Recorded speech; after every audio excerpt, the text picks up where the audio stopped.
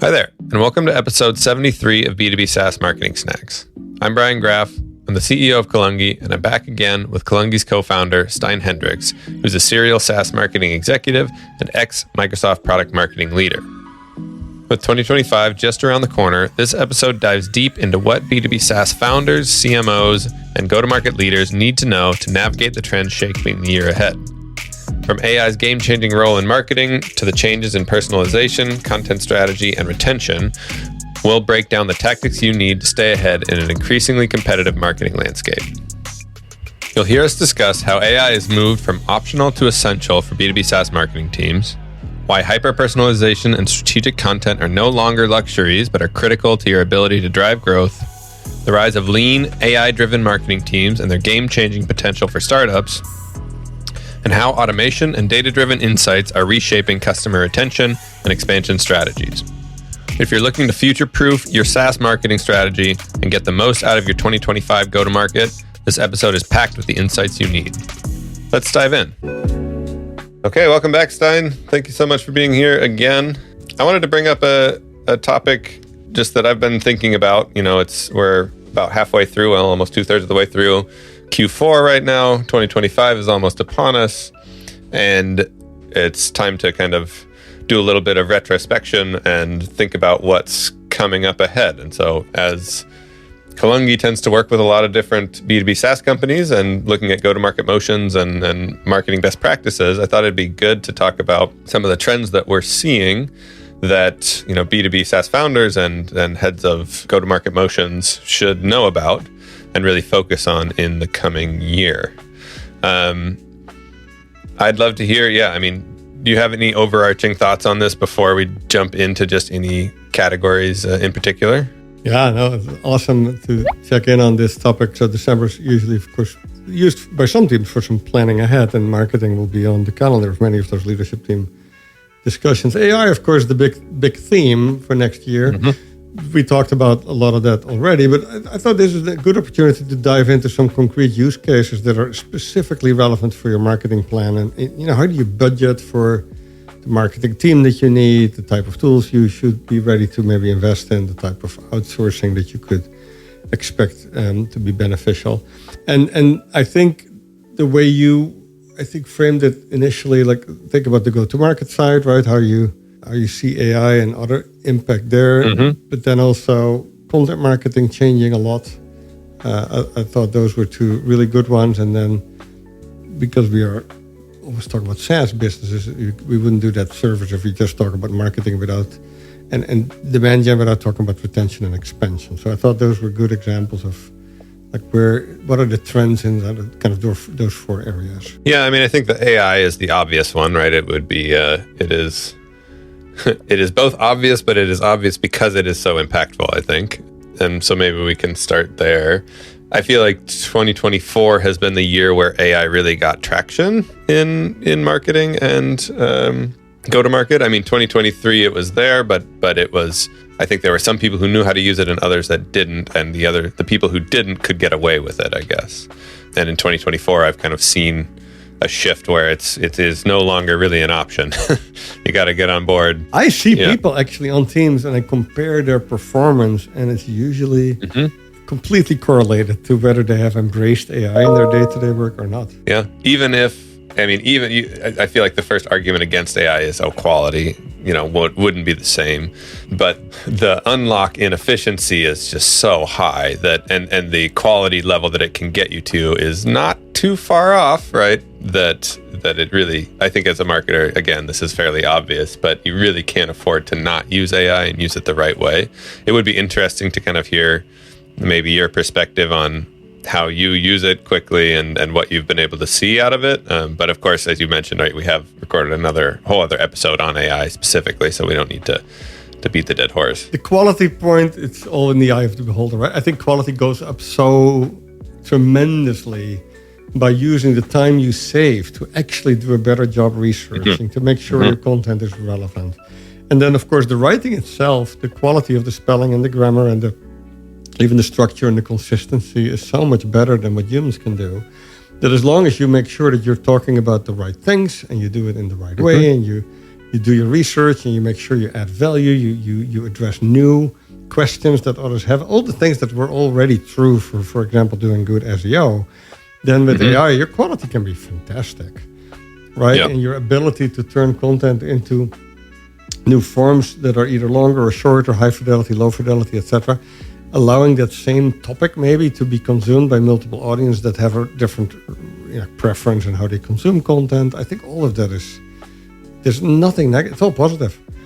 And then there is kind of the whole, how do you compare that with the 25-year-old marketing nomad who tries to wing it a couple hours a week to sort of live out of a backpack and do a little bit of copywriting on the side? That world, the quality of that was far less than what AI does right now, or the writers you could find on Upwork. So, and that was, of course, something that absolutely was used by a lot of companies too. So when you think of implementing AI as part of content marketing or automation or using it for research, it's not that it's replacing these phenomenally skilled and experienced marketers always. It could also replace people who are just really not that good at it anyway. Yeah, there's the quote, like, AI won't replace your job. Somebody who knows AI will, right? It takes that to take that content writer analogy that lives out of their van and, goes and travels the world. It takes somebody like that, if they don't know what they're doing or haven't embraced AI, I feel like they quickly, their job becomes untenable quickly. If they do know AI, they can service like 5 companies at a time out of their van and not skip a beat, right? Probably have more time to go hiking or whatever they want to do, right? That is kind of the difference. So I'm on the board of 4 companies, Brian, and I coach the leadership teams of 3 others. Half of those, or actually more because 4 out of 3, we have let go marketing team members because they could not keep up with what AI could do and what then the AI tools could do under the leadership of the other team members who were there. And you honestly don't, if they can't keep up, you don't need them. There's so much extra capacity with this coming down the pike. And honestly, it was not even just that. It was really the quality was worse. So think of an email campaign, with AI, doing an A/B test with multiple variations, change those every day. It increases the quality so dramatically over a human being not doing the A/B test because it takes too much time, right? Or there's pride involved. There can be all kinds of reasons for that. Yeah, and the impact and everything like that. You brought up a great point in terms of A/B testing. I did want to, get your thoughts on that, right? Because AI can speed up those tests and the types of tests that we can do so much, right? And unlock data and insights at a rate that we never were able to do before.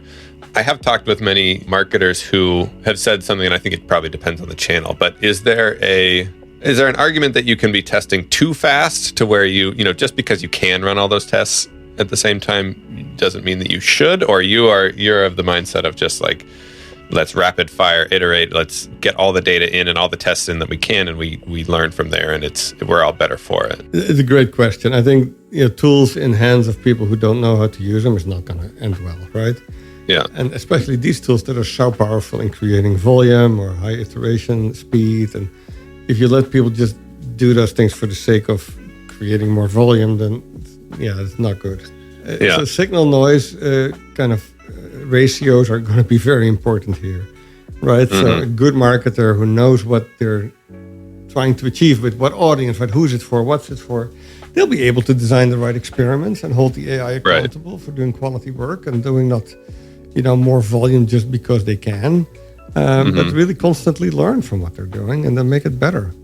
And I think that and we're actually working on a book that is around coaching. And it's interesting how a lot of coaching we do with marketing professionals also applies to how you prompt an AI and how you give it feedback and how you challenge it, right? Because a lot of the challenges that you give the AI are not that different from how you would coach maybe a junior marketing team member.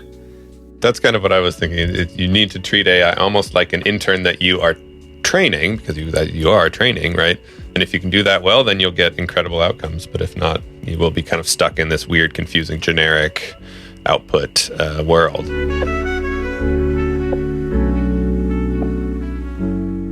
Well, let's talk about, on the point of AI, right? And from my perspective, and I think you mentioned it earlier, because we have AI and we have this huge unlock, it almost shifts the role of content marketing in my mind. Content, you've actually been saying this for a long time, right? Before AI, it was SEO, right? You were saying that you shouldn't necessarily optimize or overly optimize your blog for SEO because that's almost defeats the purpose, right? But I feel like since the dawn of AI and everyone using it so much, I think the differentiation comes now from industry expertise and thought leadership and value added to the prospect and the customer, and much less about SEO optimization, of course, and using AI, of course, but those are just table stakes at this point to me. What do you think about content marketing and where you think it's going in the next year? I think there's two big themes that AI will do to a much larger extent than it did in 2024. One is the personalization of everything will get to a completely new level, right? The ability for the consumer of content to tune what they look for, where they find it, how they search for it, etc., through both AI filters and other means will get so sophisticated that the only response that you can have as a marketer, assuming you're still trying to achieve the same things as you've always had with marketing, change people's minds, make them believe certain things, etc., you have to get super granular in how you target and how you personalize your content, right? And AI will allow you to do that, but it will not be easy. But it will be possible with these tools, allowing you to get that signal noise kind of ratio to also be good for the audience you're trying to reach. The other big thing, Brian, and you know this really well because that's one of the reasons we started Kalungi. When Kalungi started, we really started with a group of CMOs who were going to be the single marketing leader for a small software company with an army of people around them who could, in a fractional model, supply just enough design and writing and a little bit of web development to create the total marketing capability function that this small company needed but couldn't really afford to hire all these people, right? And I think with the AI this year, you'll see that small companies can actually do with just one single marketing team member, but they are kind of the CMO. They have to be extremely strategic. They have to understand the who's it for, what's it for question, get the brand voice, right? Understand how to talk with customers, to get testimonials, be able to do product marketing, right? Figuring out packaging and pricing, all these more strategic parts of marketing. And then they can farm out all the technical execution to the AI, the new AI team, right? And maybe complement that with a couple of people through Upwork or the gig economy that help with a little bit of design or a little bit of editing or connecting certain things that are just extremely hard to do by the AI. But you can now think of, okay, let's roll the clock back. Kalungi started in 2017, 2018 as kind of a focus on the CMO being the single thing that a smaller software company needed and often had a hard time finding or affording because the good ones were always hired by larger companies. And we solved for that problem with Kalungi. And then we had to add a bunch of kind of resource to complement the full marketing. And now AI can do that. So you can now have these single armies of CMOs who become a full marketing function and be extremely effective. So those are, I think, are the two things that you'll see in 2025 that we haven't really seen yet. That you have companies maybe bigger than we actually think right now, Brian, that can do just without a whole marketing team, but just with one or two strategic marketing team leaders. It also it opens up the gates almost for those small companies to make a huge impact and make big grabs of the market with the right people at the helm for their go-to-market strategy.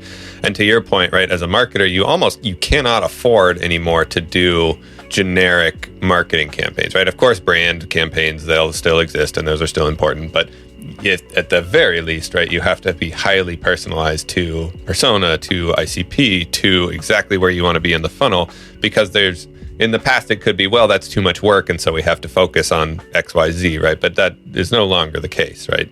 It needs to be hyper-personalized to who you're targeting, what you want them to specifically do, what their pain points are. And to your point, right, as long as you have the right level of strategy, and I would argue tactics, right, because you can't, even with maybe in the future you will be able to, but you still need to be prescriptive enough with AI to tell it what you need it to do exactly, right? But that's that perfect blend of strategy and tactics with AI and maybe a few gap fills can get you incredibly far with marketing and really let you play with the big dogs in the market as a startup, which is really, really exciting.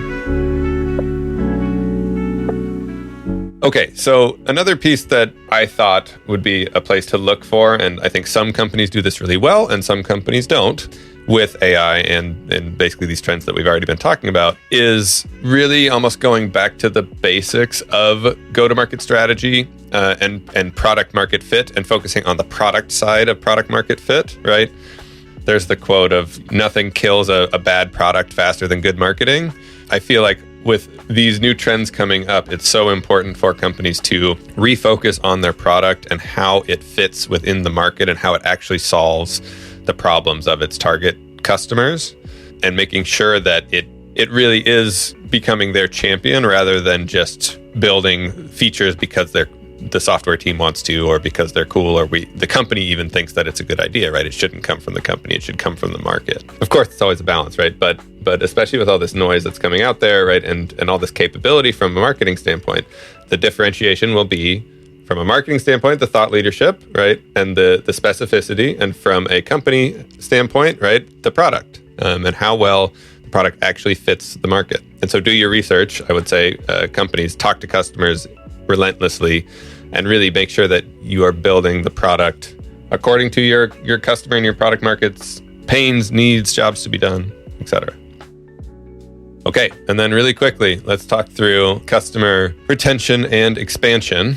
We like to talk about them as kind of the two B2B SaaS revenue levers aside from demand generation and new business. So talk through any trends that you're seeing for the next year in terms of what companies need to do with retention and expansion. The big two themes I see, and it's not just for customer retention expansion, I think it also applies to demand gen. The first one is automation will get to a completely new level, right? Now that you can create this highly personalized content and have so much more connective tissue between what does someone say on their LinkedIn profile, and how do we then use that to write an even better account-based marketing email? How do we track that correctly? And how do we send them to the right landing page? That also might be, you might have a one-on-one kind of relationship with people from a landing page perspective, right? I wouldn't be surprised that HubSpot at some point is able to generate a landing page for every individual prospect, right? Yeah. Imagine the customer. That's not too far away, honestly. Yeah. So automation, in addition to that, all that personalization is going to be huge. And that will, of course, be a big demand gen driver, where the always be testing kind of dogma goes to a completely new level because you can do all that so well automated. But then you also get that on the retention and expansion side. Because a lot of problems in customer success, I think the last 10 years, with companies becoming, with the whole land and expand philosophy, becoming so much more comfortable with spending more money on customer success teams and staffing them up, etc. Those have become often too costly, right? The cost to servers has gone up. And so automation and AI will allow you to get your customer retention and expansion efforts through customer success also to be a little more lean and efficient, right? And lower cost. So that's, I think, automation and combined with the personalization is the one that is big. And the other one, because of this, the level of expectation that customers have for their experience is going to be of a completely new level. So it's no longer optional to do things maybe that a year, 2 years ago let you stand out, right? Things like having great content and good design, and people can find the button to click on when they get to your website. Right. That's no longer optional. It's no longer making your website great. It's basically table stakes. Right, and so the experiences that are going to stand out are the people who could take it to the next level. Have purpose-driven marketing, making sustainable practices, ethical marketing, right? All those things that are not necessarily table stakes yet, because it's super easy to use the automation and the AI, etc., to do things that people will not like. So if you compare that with taking the other side of marketing, how you like sustainability and purpose-driven, etc., to the next level. And how you have values that are really breathing through your brand expression, and you take care of your reputation, that will really set you apart, right? In addition to the things you already mentioned with relevance, etc. But those, I think that's great. Are the two things for customer retention and expansion that also partly apply to demand gen are going to be big this next year. I think really quickly on the customer, particularly retention side, but also expansion. To your point, right, the personalization will go way up, and you really can't afford to have either a generic or a lackluster experience in the product, right? The amount of data that is available right now, even without AI, on product usage, right, is really high. So companies can see how people are interacting with the product, where they're falling off. Yeah, if you don't use product usage data, you're basically being seen as you're not even listening to your customer. But now, right, like using AI and focus, there should be a retention campaign for every single, combination of customer usage. Every time that somebody starts to not even fall off, but usage starts to diminish, there should be something there. There should be something where AI can track what a customer's doing in the platform and say like, oh, I see you're trying to do this, but you're not doing it quite right. There's so many areas of opportunity where companies should not be able to guarantee, but really increase the likelihood that customers use their products to their fullest potential, right? And gain as much traction as possible. More of a one-to-one level. We talked about landing pages. Yeah, exactly. The same goes for retention strategies and expansion, right? All those things that were about targeting the account, targeting the company, now it's about targeting the user. It's funny, if you would have told me 5 years ago even that customer success and marketing would be able to drive one-to-one level campaigns while drastically reducing team sizes, I would not have believed you. One-to-one CRM was the dream in the 90s, right? One-on-one marketing was coined then. But now we're starting to get maybe able to do it. Yeah. And that goes to the other part, right? That the channels are changing, right? Voice-activated devices allow people to interact with content without a screen, right? And so if you're searching with your voice and you get an audible response, what does that mean for how we publish our content, right? If it's just reading from a written content, is that good enough, or do you need to have, an audio version of your content? And video, of course. But all those things are really all part of that level of personalization and experience that is going to go to a completely new level. No longer an option to have a podcast and YouTube and TikTok channels, right? Because that's where a lot of the audience will want to go. Yeah, that was one trend that we didn't have time for today, but that would be an interesting maybe follow on is how channels are changing and how different audiences are consuming information differently that should pair quite well with, the trends that we've talked about today. So maybe that's something we do next time. Okay, Stijn. Thank you very much for the good conversation. I think we got plenty to look out for next year, and let's see how right we are, but I feel pretty good about it. Thank you, Brian. All right, thanks, sir.